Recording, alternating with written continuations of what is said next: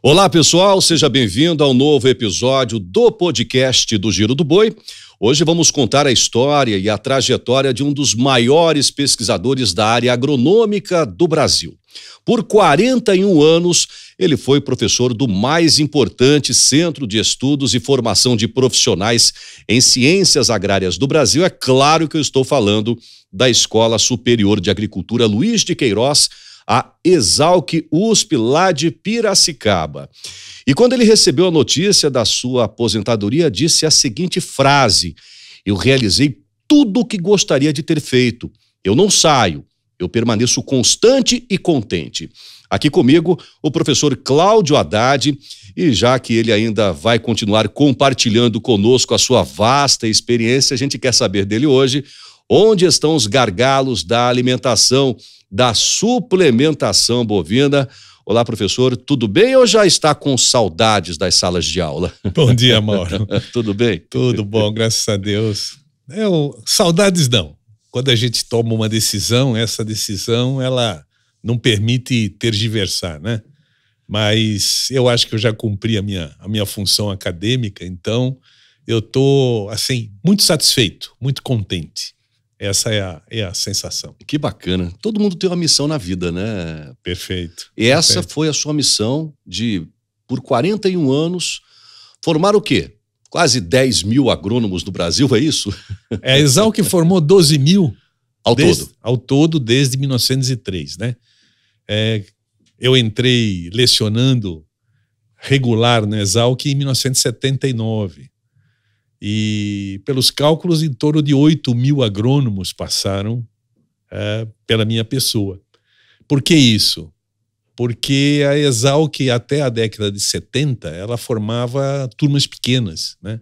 Depois da década de 70 em diante, através de vestibulares pelo CECEM e por outras unidades, entraram 200 alunos por ano. Então, um cálculo muito rápido assim, deu em torno de 8.400 agrônomos passando pela minha vida. Né? Antigamente, professora, a engenharia agronômica ela não era tão procurada como um curso, né, pelos profissionais, pelos jovens, né, que estavam escolhendo um futuro, uma carreira, né?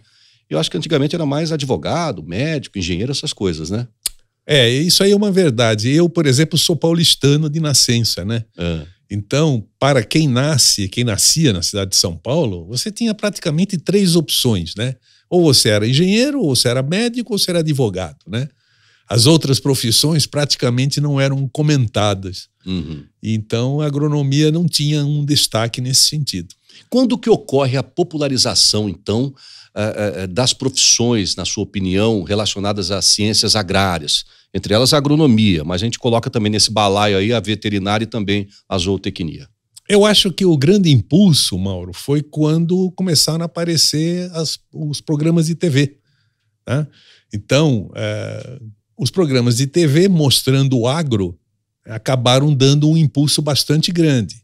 Depois as universidades passaram a fazer feiras de profissões, mostrando em diferentes locais o que uma determinada profissão poderia trabalhar e com que ela trabalharia, né? Quais eram as disciplinas, quais eram os requisitos para você entrar na universidade, o que você encontraria na universidade e pós-universidade com aquele título. Então, uma popularização das feiras de profissão também foram bastante efetivas, principalmente a nível de cursinho. Então, o pessoal fazia uma propaganda: olha, vai fazer veterinária em tal lugar, vai fazer zootecnia em tal lugar, agronomia em tal lugar, você vai mexer com isso. E o agro sempre teve uma pontinha de atração, ainda que latente, nas pessoas que são urbanas, né? Então, acho que foi um conjunto de fatores que fez com que essa popularização e procura das ciências agrárias fosse aumentada. Não era tão famosa, então, essas questões das ciências agrárias no Brasil, não era tão divulgada. A vocação agrícola do Brasil não era tão difundida como nos dias atuais. Perfeito. Se você olhar, por exemplo, a história da Exalc, né, em Piracicaba, durante boa parte os ingressantes eram filhos de fazendeiro ou quem tinha alguma noção ou alguma razão para poder cursar agronomia. Então era muito restrito, né? Muito restrito. E esse cara com certeza bebeu água limpa, né? Nossa, não tenho nem dúvida, porque as turmas eram menores, né? Uhum. Mas assim, foi bom popularizar. Foi muito bom e também aumentar o número de escolas, né? Aumentou a competição.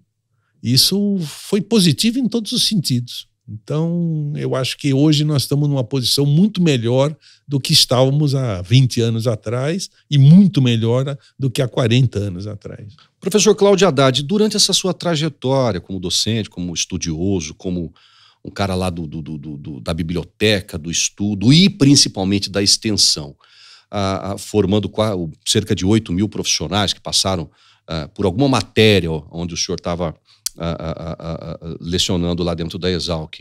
O que o senhor deixou como legado para esse jovem que passava pela sua sala de aula, até mesmo falando de valores também, profissionais e pessoais também? O que o senhor poderia compartilhar conosco sobre isso? Mauro, eu acho que o principal valor que a gente sempre manteve e insistiu foi a honestidade profissional. Então, honestidade profissional é tudo.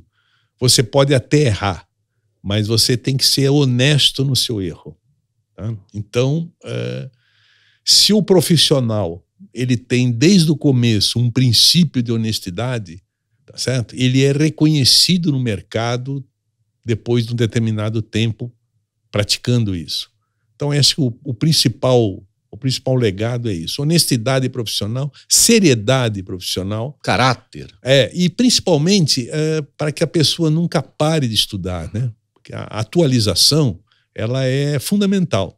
Então tem gente que acha que depois de cumprido 5 anos de universidade não precisa mais estudar ou não há necessidade de estudar. Então a atualização é muito importante. Imagino eu que o senhor também deve ter, até hoje estuda, porque a cada dia que passa vai mudando, vão aparecendo novas tecnologias relacionadas à sua área, que é a nutrição de ruminantes. Por exemplo, eu me lembro da época do sal mineral, do sal branco, depois passou para o sal mineral, depois para os proteicos energéticos, depois vieram esses tal de probióticos, não sei o quê. Hoje estamos falando em óleos essenciais, redução de gases que causam um efeito estufa, e tudo isso, com certeza, para mim, é uma novidade para o senhor também ao longo do tempo, né? E isso aí, com a internet, ela popularizou a informação, né? Então foi muito mais rápido. Antigamente você tinha como fonte de conhecimento os livros, né? E você tinha trabalhos científicos, congressos. Hoje, isso aí é muito rápido. Tem um trabalho que sai, por exemplo, na Polônia, em 24 horas as pessoas estão sabendo, estão pedindo para que o pesquisador polonês envie cópias ou que responda algumas perguntas e dúvidas sobre o trabalho. É muito rápido isso. Essa troca rápida de informações, ela realmente é um dos fatores de um progresso da humanidade muito rápido, né? Uhum. É positivo isso de um aspecto, talvez negativo em outros, mas a informação hoje ela é extremamente importante. É o principal insumo que existe. Pense num proprietário rural no meio da Amazônia, tá certo? Mas que ele tem um acesso à internet, uma forma que ele esteja se atualizando dia a dia a nível de mercado, a nível de tecnologia, a nível de todo tipo de informação, né? Então, é bastante positivo. Deixa eu agora defender um pouco a minha classe, que fique bem clara a correta informação. Que em época de globalização, doutor Cláudio, as fake news, né, as notícias, entre aspas, falsas, aí, então elas se multiplicam numa velocidade que assusta e coloca em risco muita coisa. Por exemplo, essa conversa de que o produtor rural brasileiro é o maior devastador do planeta, né? temos que tomar cuidado com essas informações que são repassadas, né? Não? Sim, sem dúvida nenhuma. E como é que você combate uma fake news? Insistindo na verdade, mostrando a verdade. Não tem outra forma, né? Então, se você divulgar uma verdade, tá certo? Você automaticamente destrói uma mentira. Então, no caso, por exemplo, específico que você falou aí sobre o proprietário rural brasileiro ser um destruidor, né? Nossa, nós temos uma legislação ambiental extremamente rígida, rigorosa, né? A mais rígida do mundo, certo? Verdade. Sem dúvida nenhuma. E muita gente executa muita coisa boa e que não é divulgado. Então, como é que você combate essa fake news? Mostrando aquilo que é bom. O que não significa que não existe o errado, que não existe o ruim, né? Então, o errado e o ruim, ele deve ser punido, ele deve ser evitado, e aquilo que é bom tem obrigação de ser divulgado, né? Então, infelizmente, o meio rural ele está sujeito a ataques ideológicos, né? E esses ataques ideológicos eles levam a uma série de fake news. E de consequências drásticas que a sociedade como um todo acaba pagando por isso, né, doutor? Sim. Eu acho que o brasileiro deveria se orgulhar do agro dele, né? Porque o agro dele alimenta os 220 milhões aqui e pelo menos mais 600 a 800 milhões fora, né? Então, nós devíamos ser orgulhosos de ter o nosso agro, né? É verdade. E somos, de fato, viu? Sim, para quem entende, quem sim. está nos ouvindo agora, com certeza deve estar vermelho, assim, de emoção, de orgulho, vermelho de orgulho de ser produtor rural, produtor de alimento. Bom, durante mais de 40 anos como docente, professor Cláudio Haddad, o senhor se recorda de alguns momentos marcantes na área de ciências agronômicas e que o senhor queira compartilhar conosco? Por exemplo, eu gosto muito de falar do antes e do depois do surgimento das braquiárias. Eu acho que foi um momento muito importante e de uma reviravolta na nossa pecuária, não? Veja bem, Mauro, em 40 anos acontecem muitas coisas, né? Quando nós começamos a lecionar, a aftosa era comum. É verdade. Era uma doença comum, tá certo? Existiam aí as campanhas de vacinação, existiam aí as campanhas de como vacinar, tá certo? Porque o manuseio da vacina era errado. A gente tinha muita fazenda que a gente corria e que a aftosa era quase uma constante. Existia muito trânsito de gado a pé, principalmente Goiás, Tocantins, Mato Grosso do Sul. Tudo tocado em comitiva. Tocado em comitiva. E essas comitivas, elas espalhavam a aftosa. Então você tinha que fazer áreas como se fosse um quarentenário de passagem, um quarentenário de entrada e saída pela passagem da fazenda. São coisas assim, quando você recorda, você fala assim, nossa, que coisa incrível, né? Hoje, para nós, é mais do que suficiente que nós estamos num nível muito elevado de tecnologia. Mas a gente se recorda bastante que a gente insistia na suplementação. Grande parte das fazendas brasileiras, o gado perdia peso, e não perdia pouco peso, né? Quando perde peso e é fêmea, você compromete a reprodução. Então o Brasil era um país que tinha pouco bezerro nascendo, né? E o pouco que nascia morria muito, porque você tinha uma mortalidade Temos grande. até hoje isso ainda. Isso é realidade nas fazendas de cria, infelizmente. Mas assim, hoje está muito mais atenuado do que era. Era muito constante isso, né? Sim, sim. Então, você acompanhar, como você diz, né, do surgimento de uma mineralização de sal branco, passando até hoje, quando se fala em termos de óleos essenciais ou controle microbiológico da emissão de metano, de CO2, realmente é muita evolução. Mas não só na área agronômica e veterinária, né? Uhum. Pensa, por exemplo, nos automóveis, tá certo? Pensa na comunicação. Nós passamos pelo telefone preto, passamos pelo fax, passamos por uma série de coisas até chegar num WhatsApp. Então, o progresso foi muito rápido, tá certo? Essa é a verdade.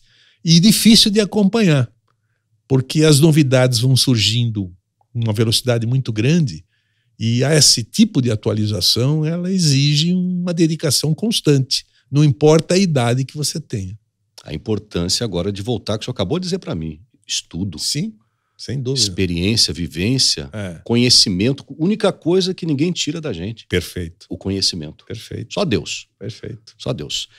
3 nomes eu vou te citar agora, queria saber se o senhor se recorda deles. Raul Darcy, Aristeu Mendes Peixoto e Vidal Pedroso de Faria. Quem são eles? 3 grandes professores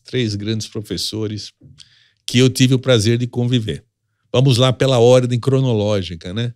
O professor Aristeu Mendes Peixoto foi chefe do departamento de zootecnia, foi a pessoa que fez o convite para que eu entrasse na universidade.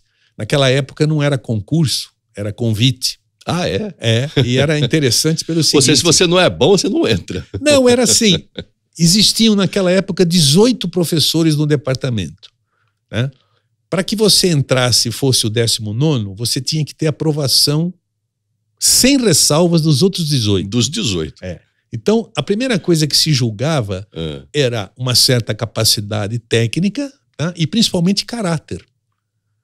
Tá certo? Com 18 não se errava no caráter, né? Depois a universidade passou a não se fazer mais o convite que passasse por esse tipo de crivo, né? Então, de uma certa forma, a universidade selecionou excelentes técnicos, mas não selecionou mais o caráter. E isso, segundo o pessoal mais antigo da universidade, né, foi uma perda muito grande. Não tem como você selecionar o caráter num concurso. Tá certo? Infelizmente não tem. Bom, mas vamos deixar isso para lá. O professor Aristeu foi o responsável pelo meu convite. Uhum. Professor Raul Darcy foi o responsável para que eu, pela primeira vez na Universidade de São Paulo, na Exalc, lecionasse.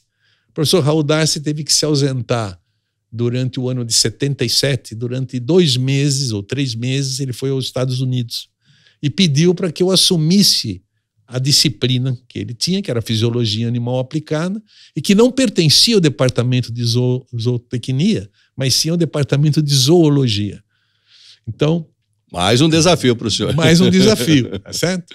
E o professor Vidal Pedroso de Faria foi um grande professor. Aquele professor que ensinava você a diagnosticar pontos de estrangulamento dentro do processo produtivo. Então ele pense, por exemplo, num médico campeão em diagnóstico, né? Seria ele um agrônomo campeão em diagnóstico. Ele entrava numa propriedade e treinava nós, como estudantes, a identificar os pontos de estrangulamento. E eu já te pergunto, quais são esses pontos de estrangulamento numa pecuária de corte do ponto de vista agronômico? Até hoje, estamos falando de 40 anos para trás, né? Mas até hoje, os pontos de estrangulamento residem basicamente na nutrição. Em segunda etapa, na sanidade, mas principalmente na nutrição. Um animal bem nutrido, ele resiste melhor a qualquer ataque do ponto de vista sanitário. Um animal bem nutrido, ele desempenha um processo reprodutivo bom, ele tem todas as condições. Responde à genética. Responde à genética, né? Então, basicamente, a nutrição era e ainda é o grande ponto de estrangulamento. Quando você equaciona a nutrição, você tem aplanado todos os grandes problemas que você pode ter daí para frente na propriedade. Aí é ajuste fino, né? O ajuste grosso é nutricional. Mas ainda enfrentamos muitos problemas nessa área ainda, doutor Cláudio. Eu mesmo sou testemunha, acompanho pecuárias de corte aqui no Brasil já há bastante tempo, pelo menos 30 anos. Tem muita fazenda que não tem coxo. Sim. Ou tem coxo inadequado, não suficiente para aquilo. Tem vaqueiro boiadeiro que passa para salgar coxo uma vez por semana e olhe lá. O que fazer para a gente amenizar esse tipo de situação? É difícil, uma questão mais cultural, é isso?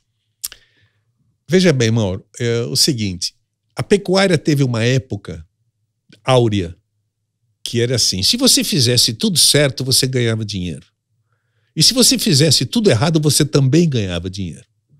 A gente dizia que um caminhão de boi gordo deixava você algum tempo na Europa passando férias. Aquela frase, antigamente pecuária aguentava desaforo. Sim, tá certo? Então, essa fase áurea, tá certo? Mascarou muita ineficiência. À medida que você vai aumentando a tecnologia, que você vai aumentando também a exigência do consumidor, vai surgindo, então, pontos de detecção de ineficiência. Então, esse pessoal que não tem coxo, que o pasto é cheio de cupim, que você tem erosão, que você tem um capim pouco produtivo, que você não tem fertilidade do solo. Esse pessoal, ele tem duas alternativas. A primeira alternativa é, se ele tiver uma escala grande de área, quando chegar a reforma agrária de cama, quando ele morrer e for ter que dividir entre os filhos vão ter que se virar em termos de aumento de tecnologia ou vão perecer. Tá? A segunda alternativa é vender antes. Então, existe uma própria autofagia do meio. Fazendas mais eficientes vão comer fazendas menos eficientes. Tá certo? Então, isso é natural. Isso é absolutamente natural. Como o Brasil é um país continental, ainda existem ou ainda resistem alguns bolsões de extrema ineficiência, onde não é a pessoa que cria o gado, mas é o gado que cria a pessoa. Eu vou te dar um exemplo muito interessante quando eu me formei. Então, há quase 50 anos atrás, formou comigo uma pessoa que tinha conhecimento da Ilha do Marajó. Não era filho de proprietário, mas era sobrinho de proprietário. E ele nos convidou. Olha, vamos fazer uma visita lá com meu tio. Meu tio é um grande criador de búfalo, não sei o quê. Só tem búfalo praticamente lá. Isso. E aí nós fomos, né? Uhum. E o tio, pensa num tio bastante tradicional, aqueles que ficavam no alpendre fumando cachimbo. O tio, quando ele olhou nós dois chegarmos, jovens, né? Ele falou assim, olha, vocês percorram a fazenda aí e daqui 4 dias eu gostaria que vocês me dessem um diagnóstico, o que eu devo fazer, o que eu não devo fazer. Olha o tamanho da fazenda, né? Não, a fazenda, 4 dias você não olhava nada, entendeu? Mas a gente tentou correr a fazenda. E vocês querendo mostrar serviço para ele, né? Nossa. Anotava tudo. O maior gás do mundo. 4 dias depois nós nos encontramos, né? E aí começou aquela saraivada de, o senhor devia fazer isso, o senhor devia fazer aquilo, o senhor devia fazer aquilo, aquilo tá fraco, tá. Fizemos um apanhado geral e o homem baforava o cachimbo, olhava profundamente, só ouvia. E aí ele proferiu a sentença dele, da coisa, que foi fantástico como aprendizado. Ele dizia assim, moço, eu tenho 50 mil fêmeas, 50 mil búfalas. Você está dizendo que 50% de nascimento é pouco. São 25 mil. São 25 mil, né? Entre macho e fêmea, tá certo? Vamos dizer que eu venda um pelo outro na faixa aí da época, $200, tá certo? Ou 100 e poucos dólares. E aí dava um montante absurdamente grande. Ele falou, olha, moço, eu não gasto nada. Aqui o peão é muito barato. O sal é caro, tem que vir de longe, tá certo? Tem que desembolsar muito. Vacina eu não vacino. Tratamento de ectoparasita não tem, às vezes, um pouquinho de óleo queimado para piolho de búfalo. E eu sei que ele foi apresentando para mim, ou para nós, primeiro quanto ele ganhava na venda dos 25 mil bezerros por ano. Uhum. Né? Segundo, quanto ele gastava. E aí dava um montante absurdamente grande. Saldo. Aí ele perguntou para nós, será que dá para viver com esse valor? E foi uma lição que eu nunca mais esqueci. Entendeu? Porque não adianta você querer impor ou propor tecnologia para quem está numa posição folgada. esse que está numa posição muito folgada, muito tranquila, ele não vai aderir a uma tecnologia. Existe um preço para você aderir a Mas ele estava muito acomodado ali, mas estava bom para ele. Não, mas estava ótimo para ele. E pelas contas... Mas isso na época passada. Hoje o cerco fechou, hoje a gente corre um sério risco de perder as nossas fazendas, entre aspas, improdutivas para movimentos sem terra, para questões indígenas. Perfeito. As coisas vão mudando, né, professor? Vão mudando. E tem a reforma agrária de Cama. Ele tinha 5 filhos. Tá certo? Então, aquela ineficiência era tolerável para ele que detinha o mando único. Perfeito. Mas a partir do momento que ele tivesse que dividir por 5 filhos... Já ia baixar para 10 mil vacas para cada um. Nenhum deles conseguiria sobreviver naquele nível tecnológico. Exatamente. Tá? Então, tudo à sua época também, né, irmão? Exatamente. Tudo à sua época. Isso aí foi um aprendizado muito bom. Porque quando a gente sai, pelo próprio vigor da juventude, né, a gente tem vontade de mudar o mundo. É verdade. E a gente tem que conscientizar que existe um limite para isso tudo, né? Um limite de ação, um limite tecnológico, um limite que você pode convencer. Aprendizado, né? Voltamos agora falando aprendizado, a vida eterna aprendizado. Eu costumo dizer que a gente... E é verdade, a gente nasce aprendendo a nascer, vive aprendendo a viver e morre aprendendo a morrer. E não aprende nada. E não aprende nada até lá. Perfeito. Professor Cláudio Haddad, professor sênior aposentado da Exalc, batendo um papo com a gente hoje, contando um pouco da sua história, da sua trajetória e, claro, trazendo dicas aí sobre forragicultura, sobre capim, sobre gramíneas e, é claro, sobre suplementação de bovinos. Te pergunto, o senhor se arrepende de algo que o senhor fez e se arrepende de algo de não ter feito durante essas mais de 4 décadas como um professor, como um profissional da área agronômica? Vamos começar pelo que eu me arrependo de ter feito. Tá. É mais um aprendizado que a gente tem na vida. Uma vez eu fui chamado para montar, ou melhor, para fazer um diagnóstico de uma propriedade no estado do Rio de Janeiro. Chegando lá, a fazenda era um brinco, tá certo? A fazenda era de um bicheiro, nunca faltou dinheiro. E ele empregava mais ou menos umas 50 pessoas ali. Então veja bem o que eu estou falando para você. Ele empregava 50 pessoas. E a fazenda era um brinco do ponto de vista visão geral, mas altamente ineficiente do ponto de vista funcional. Não precisa falar qual é a fazenda. Fica na região de Barra do Piraí? Ficava na parte da Baixada. Eu conheço. Eu tive nessa propriedade, eu conheço. Para encurtar a conversa, tá certo? Aí foi feito todo um planejamento para que melhorasse a eficiência e isso ia reduzir de 50 empregados para 10. E quando esse plano foi apresentado ao senhor bicheiro, tá certo? Ele olhou aquilo lá e falou assim, puxa vida, mas eu estou jogando tanto dinheiro fora assim, né? Olhou como empresário, né? Como empresário, não. Ele falou assim, eu não gosto disso. Eu vou vender a fazenda. Dispensou todo mundo e vendeu a fazenda. Você entendeu onde está o arrependimento? Ali era um vespeiro que não podia ser mexido. Entendi. Primeiro que não fazia falta nenhuma para ele, tá certo?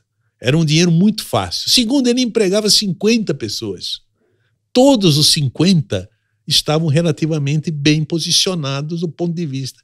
Então, eu causei um problema social totalmente desnecessário, porque se o cara tirasse 15 litros de leite de uma vaca, 150 litros de leite, ou 1,5 litro, era absolutamente igual.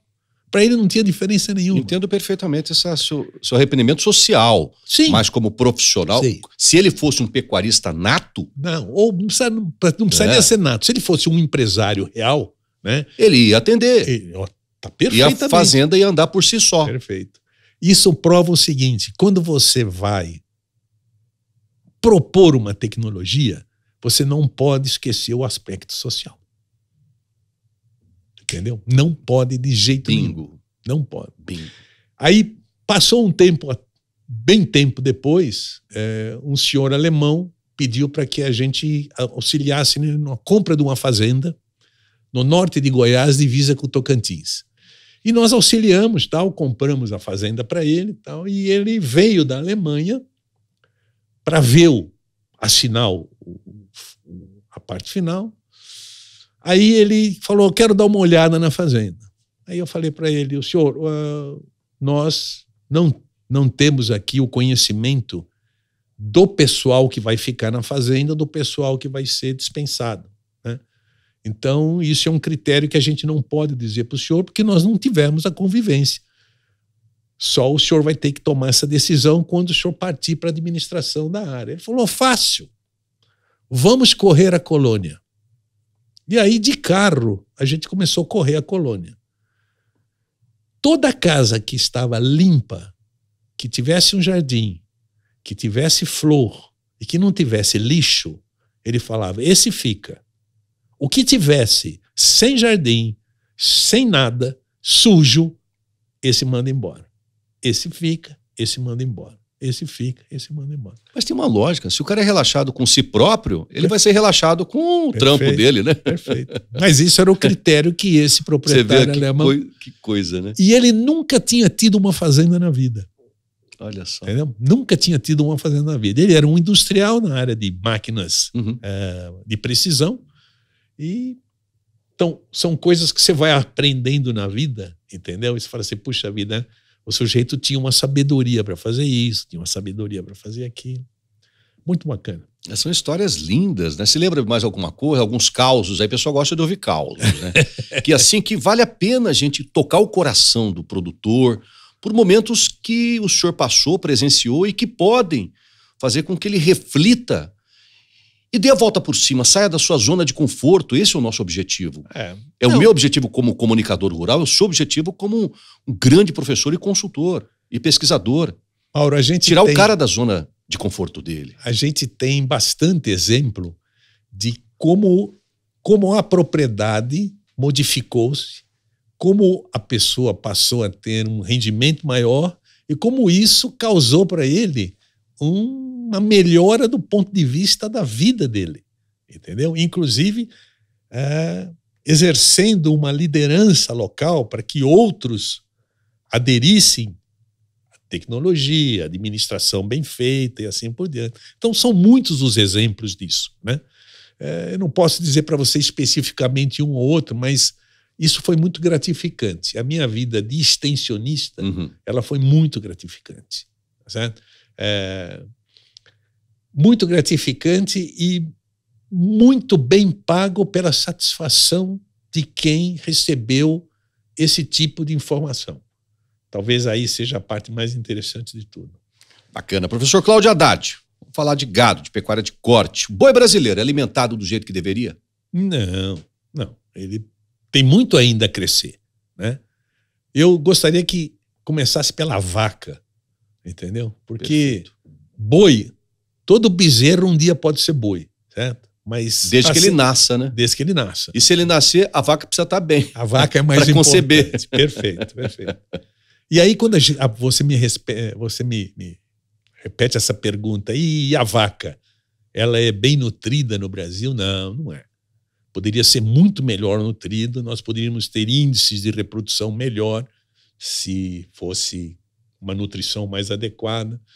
Nós teríamos, assim, muitos veterinários da área de reprodução muito mais satisfeitos do que são hoje, com índices melhores. Então, de forma geral, o nosso gado tem muito a crescer com a nutrição, ainda. Mas já cresceu demais até esse ponto. Volto a dizer para você, do início a gente insistia para que houvesse alguma forma de suplementação no período crítico, para que você não tivesse o boi sanfona, né? Ganha, perde, ganha, perde, ganha, perde. Isso que eu te perguntar, esse boi sanfona existe ainda no Brasil? Existe. Quanto mais longe você for, quanto mais barata for a terra, mais se mascara a ineficiência. Lembre sempre do seguinte, historicamente, quem colonizou o Brasil foi o boi. A gente fala assim, não, o Bandeirante saiu. Não, o Bandeirante saiu de São Paulo por Rio, chegou no máximo em Cuiabá, né? Mas quem colonizou o Brasil foi o boi. Desde Duarte Coelho, lá em Pernambuco, Esse boi veio subindo o Rio São Francisco, tá certo? Chegou em Minas Gerais. Isso aí era boi para alimentar os mineiros, tá certo? Os mineiros de Minas, os escravos de Minas, tá certo? Aí espalhou pelo Nordeste, tá certo? Uma parte veio pelo Sul, pelo Rio Grande do Sul. Então, quem colonizou o Brasil foi o boi. E aí o boi criava o homem, tá certo? Não precisava ter eficiência, não tinha nem cerca, né? Tá certo? Eu me lembro muito, você acabou de tocar numa história, contou agora há pouco uma história lá desse empresário lá do Ilha de Marajó. Eu rodei muito essas regiões também, Óbidos, Oriximiná, Santarém, Manaus, Parintins, e lá de Parintins eu ouvi de um grande amigo, um grande pecuarista, um grande disseminador de genética bovina no bioma amazônico, que o pai dele já dizia para ele numa entrevista que ele me concedeu, o nome dele é Manuel Lobato, a humanidade caminha na trilha aberta pela pata do boi. Que frase, né? E é verdade, água, couro, transporte, couro, leite, carne. Era o boi que fez o homem. O esterco, né? Sim. As fazendas de café eram todas adubadas com esterco. Então, a realidade brasileira foi isso, entendeu? Antigamente não tinha cerca, né? Em nenhum lugar do mundo. Verdade. Aí você tinha peão, né? Porque o peão tinha que saber laçar, o peão tinha bagualhar, que saber... né? Entendeu? Então, todas essas... Vamos fazer bagualhada em logradouro em busca de res desgarrada. Exatamente. E a partir do momento que as propriedades começaram a ficar menores, começou a haver uma demanda por tecnologia. Então, o boi abria, depois que o boi abrisse a região, a terra começava a ficar valorizada, entrava a agricultura, tá certo? O boi era deslocado mais para frente. Aí hoje nós temos integração lavoura-pecuária, quer dizer, o boi permanece e a integração lavoura-pecuária aduba pasto, é um negócio fantástico, né? Então, tudo isso é um processo evolutivo. Aí volta a pergunta, ainda tem boi sanfona? Tem. Esses bolsões mais atrasados, tá certo? Onde o tamanho do empreendimento mascara a ineficiência, ainda existe, mas estão com os dias contados. Exatamente isso que eu ia te perguntar. Porque o vizinho tecnificado, o cara intensivo, ele vai ganhar dinheiro e vai comprar a fazenda do outro. Sem dúvida nenhuma. Porque a fazenda do cara tá empraguejada, ineficiente. O preço dela é muito menor do que outra fazenda que está adubada, que faz sistemas integrados, o cara ganha dinheiro e compra do vizinho. E Mauro, veja bem. Ele está fardado a perder o negócio secular da família dele. Quando você tem uma fazenda degradada, e você fala assim, bom, eu vou vender, você não vai vender pelo preço normal da terra da sua área, certo? Quem for comprar vai descontar tudo que ele tem de insumos para colocar e torná-la produtiva. Né? Benfeitoria. Assim. Lógico, benfeitoria não. Quanto eu vou gastar de adubo, de semente, de cerca, tá certo? Se já está tudo arrumado. Fora a benfeitoria que vai ter que arrumar. É verdade. Então, implementar ali, implantar. É difícil fazer um plano nutricional básico e um mais intensivo, doutor Cláudio? Não, não é. Tudo vai depender dos objetivos que você quer. Onde você quer chegar? Eu quero chegar num boi máximo de 20, 22 meses. Eu quero chegar numa vaca reproduzindo aos 20 meses. Tudo que você intensificar no seu objetivo final, você tem que intensificar nas formas de alcançar esse objetivo. É clássico, né? Toda vez que eu quiser alcançar um índice ótimo de eficiência, eu tenho que intensificar o processo para chegar até lá. E existem propriedades que não têm interesse de chegar nesse nível de alta intensificação, mas mesmo assim são lucrativas. Então você tem tecnologias mais ou menos intensivas para chegar nesse objetivo. O importante é como você quer selecionar o seu objetivo final. Onde você quer chegar? Normalmente aqui no Brasil, a pecuária é assim, eu vou produzir tal raça, tá certo? Mas você não pergunta se aquele animal que você está produzindo é o que o comércio quer comprar. Normalmente você faz da sua cabeça que você quer fazer alguma coisa nesse sentido, mas você não vem de trás para diante. Qual que é o meu comércio? Eu quero comercializar um animal desse tipo, aí eu tenho que colocar uma tecnologia que chegue de um custo ou de um custo-benefício àquele objetivo final. Vem do mercado para a produção e não da produção para o mercado. Então eu fazer o que eu quero tá errado. Tá. Eu tenho que ir lá no varejo, aí você lá na dona de casa, o que a senhora quer? Isso. Aí eu quero isso. Aí eu corro lá para casa Exato. e faço o planejamento. Exato. Com a facilidade de transporte, tá certo? Hoje você pode produzir um animal fantástico, por exemplo, em Cacoal, Rondônia, tá certo? Uhum. Ainda que você não tenha um comércio ou um consumo local de um animal fantástico. Existem as facilidades de transporte. Transporte da carne, transporte do boi vivo, tal. Então melhorou muito nesse sentido. Mas a verdade é que você tem que perguntar para o seu consumidor o que ele quer comprar, para depois você produzir. Né? Não adianta eu querer produzir pepino amarelo se o pessoal come pepino verde. É verdade, óbvio. Né? Eu já te fiz essa pergunta, queria que o senhor falasse agora, aproveitar o nosso podcast aqui, com mais riqueza de detalhes. A gente está entrando agora no período das águas, é fato que o pecuarista ele gasta um pouco menos em se tratando de nutrição de bovinos, e nem mesmo o melhor pasto do mundo é capaz de suprir todas essas deficiências necessárias de um boi, de um bezerro, de uma vaca. É isso, doutor Cláudio? É isso. Você pode ter o melhor pasto do mundo, tá certo? Dependendo da genética que você tem e do objetivo final, tá certo? Não existe um pasto único que atenda todas as necessidades nutricionais. Alguma forma de suplementação você vai ter, ainda que seja no período das águas que nós estamos entrando nela.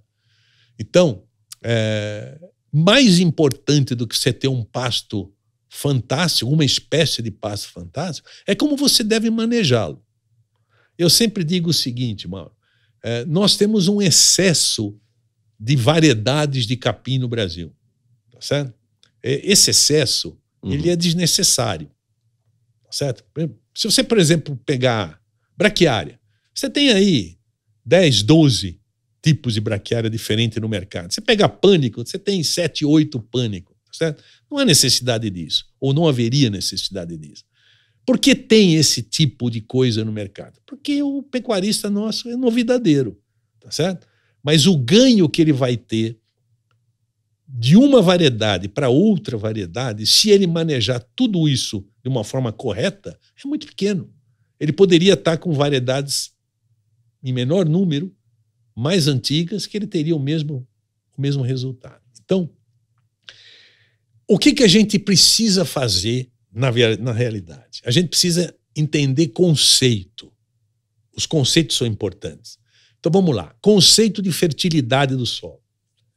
Normalmente os pânicos, tá certo?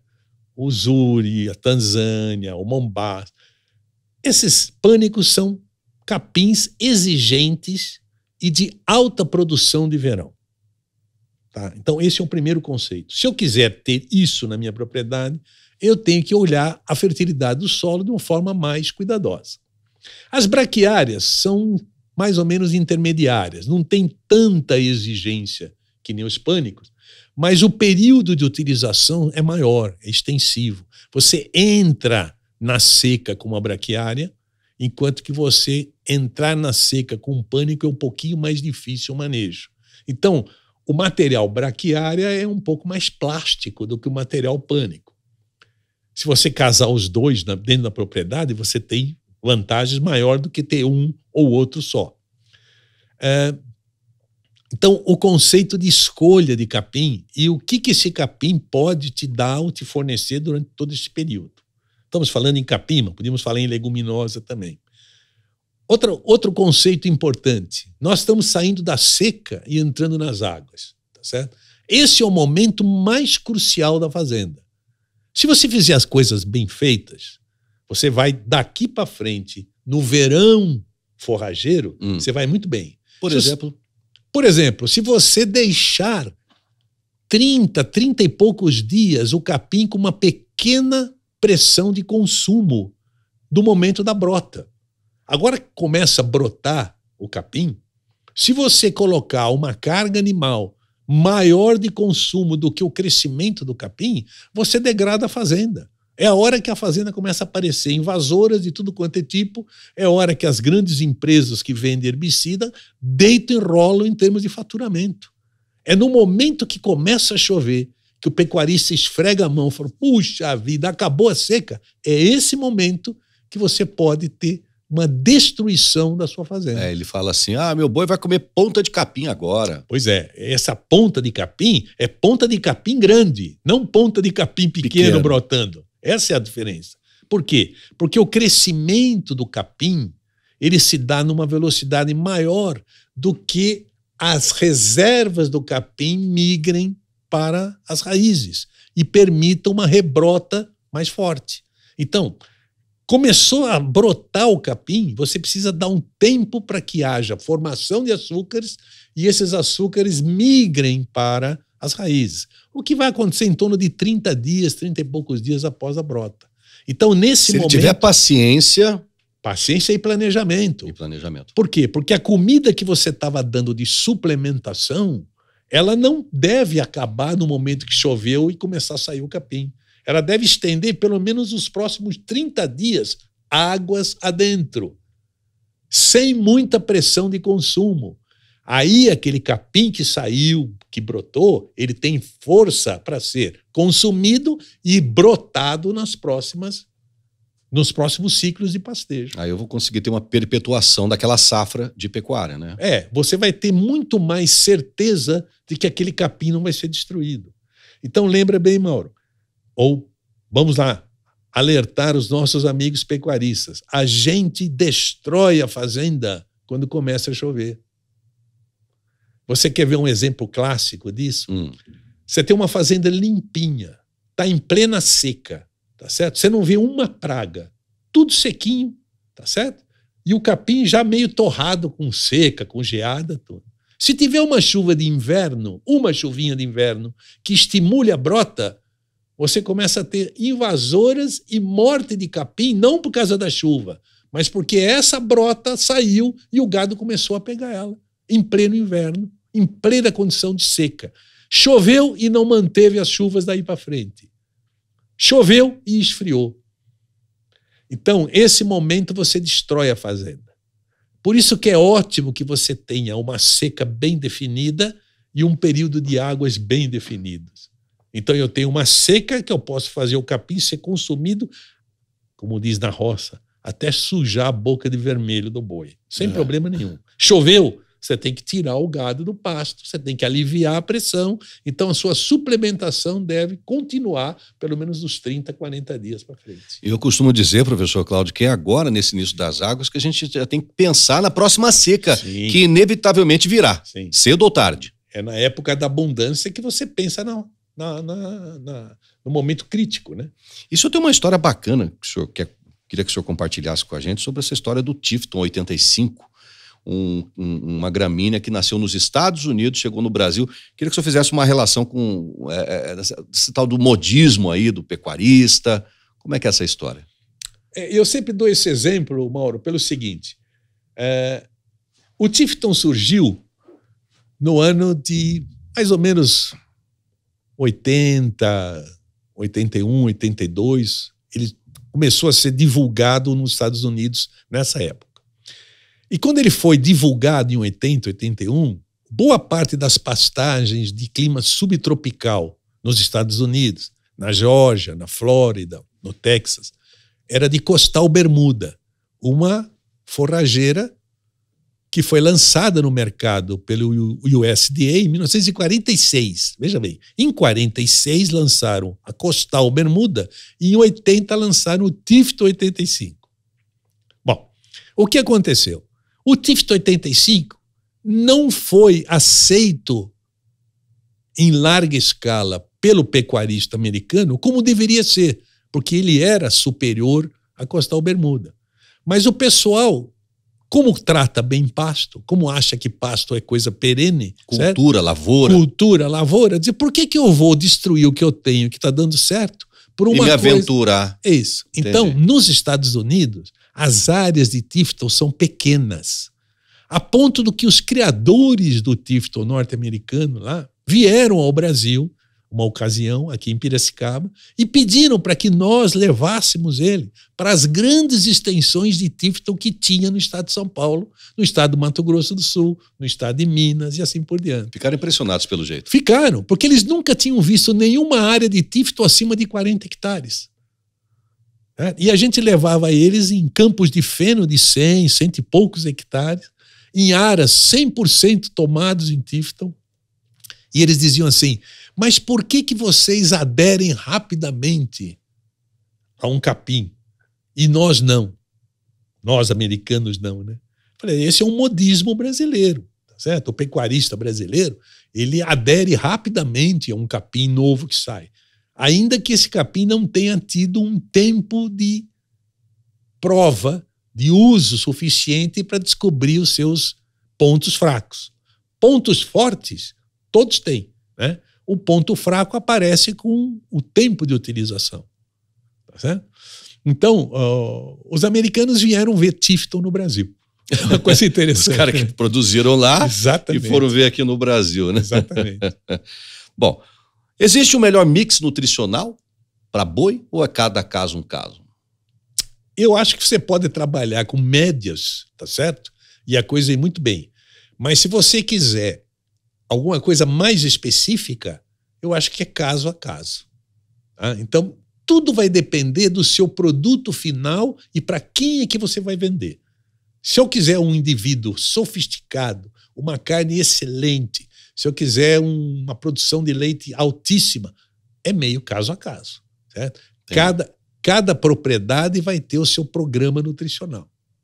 Se você tiver uma média, certo? Você vai obter indivíduos de média a ótima categoria, mas nunca um excepcional. Certo? Entendi. O que jamais o Dr. Cláudio Haddad daria para um boi comer no coxo? Jamais? É. Aqui as perguntas são meio encardidas aqui, doutor. Eu diria para você o seguinte, Mauro, eu acho que a gente deveria dar coisas corretas para o gado, né? O que o gado precisa? O gado precisa de pelo menos 8% de fibra, tá certo? Então, você trabalhar com menos do que 8% de fibra numa dieta, você está num limite de acidose muito grande. Então jamais daria fibra em excesso. Ou em falta. Ou em falta. Tá Tem vendo? que haver o equilíbrio. Sim, como tudo na vida, né? Então, proteína pode ser em excesso. Se você der proteína em excesso, você vai fazer uma sobrecarga de rim e vai ter uma sobrecarga no seu bolso. Tá certo? Isso não significa lucro. Aquele negócio do caroço do algodão também, né? Que ele dá um problema hepático. Acho que a literatura fala que acho que até tem um percentual que a gente pode dar acima disso, dá problema já no boi fica doente. E na própria qualidade da carne. E na qualidade da carne, dá gosto também, né? Certo. Então, tudo tem a sua razão de existir em limite mínimo e limite máximo. Tá certo? O boi também. O boi também. Então, o que eu não daria? Nada que fosse fora dos limites mínimo e máximo, com todo o cuidado que isso exige. Boa resposta, viu? Boa resposta. E a sua missão? Está cumprida já? Ou o senhor vai continuar ainda trabalhando? A sua missão em salas de aula parece que já foi cumprida, né? Essa encerrou. Essa foi cumprida. A minha parte acadêmica, ela encerrou. Tá, agora o senhor está numa nova fase, atendendo, fazendo consultorias. Isso aí a gente sempre teve, né? Uhum. Mas agora com um pouco mais de intensidade, entre aspas, né? Porque precisa pescar um pouco mais, cuidar de neto. Eu diria para você que deitar na rede. Eu estou mais disponível à consultoria do que eu estava no tempo acadêmico, tá certo? Mas, assim, cuidar de neto não. Isso aí, já os filhos já fazem isso muito bem. Cuidar de bis, né, daqui uns dias. E pescar cada vez mais. Maravilha, maravilha. Bom, o que mais que o senhor quer? Eu queria agradecer, então, esse bate-papo com o senhor que tem o senhor sabe o carinho, o respeito, a admiração descomunal que eu tenho pelo trabalho de vocês todos lá da Exalc, principalmente do senhor, que eu tive o privilégio de conhecê-lo já há um bom tempo, desde a época que o senhor fundou. Aliás, fala rapidamente para encerrar sobre o trabalho de ecoterapia que o senhor desenvolveu e funciona até hoje lá na Exalc. Aliás, o professor Sila, né, Carneiro, ele quem assumiu esse... É um trabalho social muito bacana que eu acho que fugindo um pouco desse nosso assunto aqui, que é a nutrição, que não deixa de ser também para o cavalo, mas é um trabalho social que o senhor tem muito orgulho de ter iniciado e que está perpetuando lá na região. A minha parte acadêmica, ela dividiu entre boi e cavalo, tá certo? Perfeito. E quando a gente assumiu a parte de cavalo na Exalc, o cavalo lá era um indivíduo esportista, era para esporte. E nós não tínhamos muita condição de manter a parte esportiva do cavalo. E fizemos uma mudança de rumo, tornando o departamento de zootecnia, setor de cavalo, uma área para desenvolvimento de ecoterapia. Quer dizer, a utilização do cavalo na recuperação de portadores de necessidades especiais. Então, virou um programa social não esportivo, um programa de recuperação. Isso foi feito no ano de 2001, persiste até hoje, a ecoterapia na Exalc, hoje sob comando do professor Sila, que me sucedeu nessa área, e que já fez, assim, milhares de atendimentos durante esses 22 anos de funcionamento ininterrupto. Então, um dos legados muito prazerosos e orgulhosos que a gente deixou na Exalc. Bacana. Professor Cláudio Maluf Haddad, professor sênior aposentado da Escola Superior de Agricultura Luiz de Queiroz, a queridíssima Exalc USP, lá de Piracicaba, interior de São Paulo. Muito obrigado por esse bate-papo. O senhor compartilhar conosco um pouco da sua história, da sua trajetória. E seja sempre bem-vindo ao programa Giro do Boi. Por favor, não suma da gente. Precisamos muito da sua vasta experiência em ciências agrárias, em agronomia, para a gente poder dar uma sacudida aí, alavancada ainda maior na nossa produção e na nossa produtividade, tanto de carne quanto de leite no Brasil. Muito obrigado, viu? Eu que agradeço, Mauro, e bastante sucesso de vocês, tá? A todos nós. Muito obrigado. Muito obrigado, professor. Pois é, pessoal, eu vou ficando por aqui. Até o próximo episódio do podcast do Giro do Boi. Tchau, tchau.